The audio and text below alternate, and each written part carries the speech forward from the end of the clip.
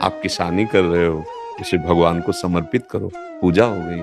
आप नौकरी कर रहे हो, उसे भगवान को यत करोषि, भगवान ने यत शब्द कहा है, ये करो ऐसा नहीं कहा, यत करोषि, जो तुम्हें धर्म के अनुसार अपना कर्तव्य मिला है उस कर्म को नाम जप करते हुए भगवान की पूजा।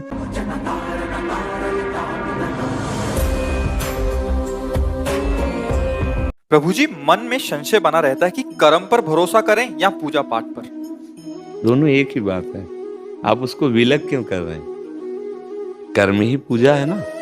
जो आपका कर्तव्य कर्म है आप उसको भगवान को समर्पित कर दो, वही पूजा हो गई। और अगर पूजा भी कर रहे हो और भावना नहीं है तो पूजा भगवान स्वीकार नहीं करते। आप किसानी कर रहे हो, इसे भगवान को समर्पित करो, पूजा हो गई।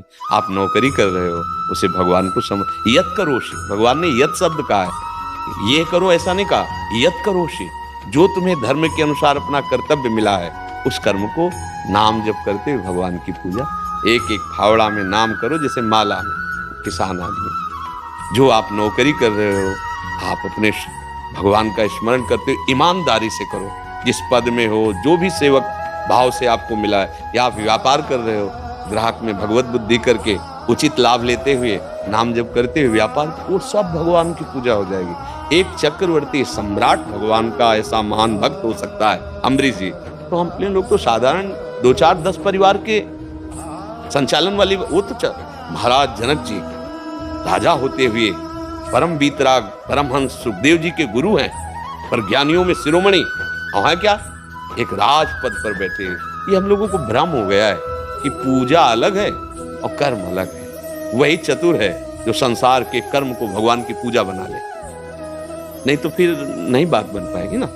आप जो भी कर रहे हैं भगवान का आदेश है, यत करोषि यत जुहोषि यदस्नात्, जो खाते हो भगवान को समर्पित करो, जो करते हो भगवान को समर्पित करो, तो शुभ अशुभ से बच जाओगे और भगवान की प्राप्ति हो जाएगी।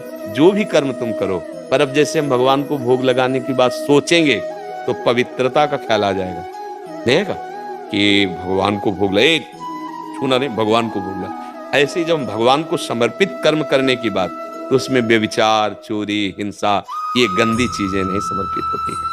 भगवान को समर्पित करना ना, तो मंगल में तस्मात् शास्त्रम प्रमाणम ते, शास्त्र के अनुसार कर्म करे और भगवान को अर्पित करे।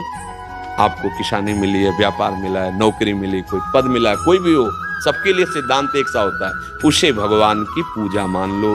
अधर्माचरण मत करो। बिना भजन के कोई भी जहां भी है सुरक्षित विचार नहीं रह सकते।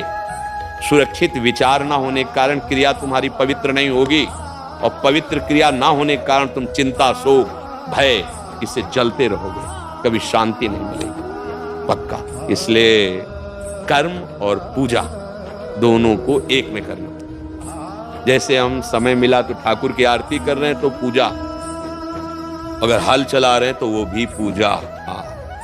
तो इसलिए भाई कर्म ही पूजा है, पर कर्म शास्त्र आज्ञा से होना चाहिए। तस्मात् शास्त्रम प्रमाणमते, कार्य अकार्यो व्यवस्थितो, कार्य और अकार्य की, विधि और निषेध की, धर्म और अधर्म की व्याख्या शास्त्र। अब शास्त्र नहीं पढ़े, नहीं समझ में आता, तो संतों की वाणी में है। शास्त्रों का निचोड़ है बिल्कुल सरल भाषा में।